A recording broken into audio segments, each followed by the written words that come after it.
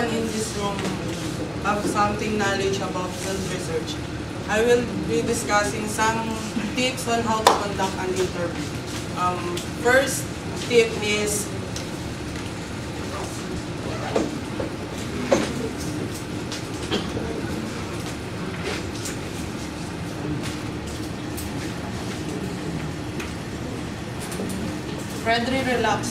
start friendly, relaxed manner. Express your appreciation before you start an interview. For example of this is say some introduction like, "Good morning, ma'am or sir. Thank you for letting me come by and talk to you today." And the second tip is get biological information.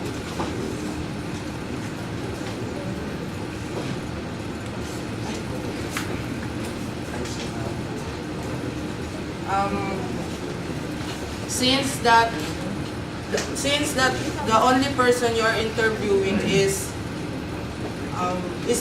your only source, make sure that your audience later, make sure that you tell your audience later why he or she is your subject. And the third is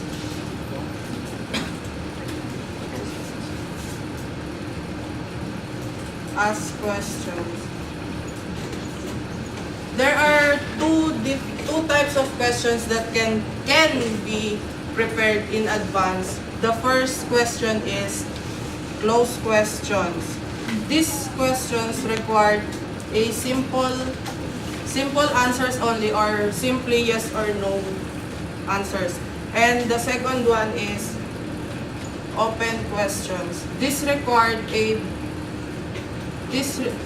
question required a broad range of responses.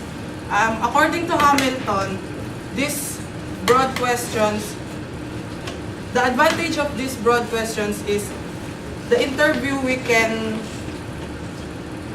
choose a point why he or she wishes to emphasize. And the disadvantage is interviewee wander off the question into a relevant issue. And in another hand, there are two questions that cannot be prepared in advance but can be asked spontaneously during the interview. The first type is clarifying questions. These questions designed to clear up confusions.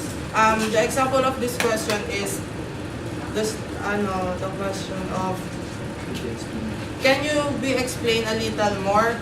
And the second one is follow-up questions.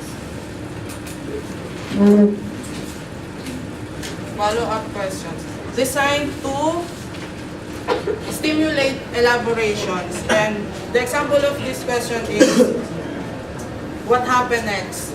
And the fourth and the last tip on how to conduct an interview is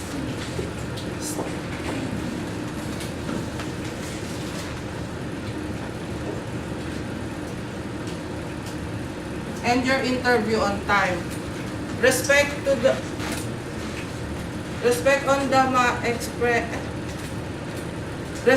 the manner of time that granted to you when you set your appointment. And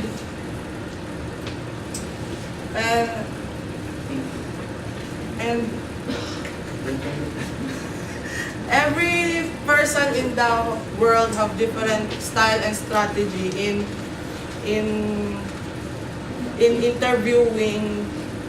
conducting interviewing in ordinary person or famous person. That's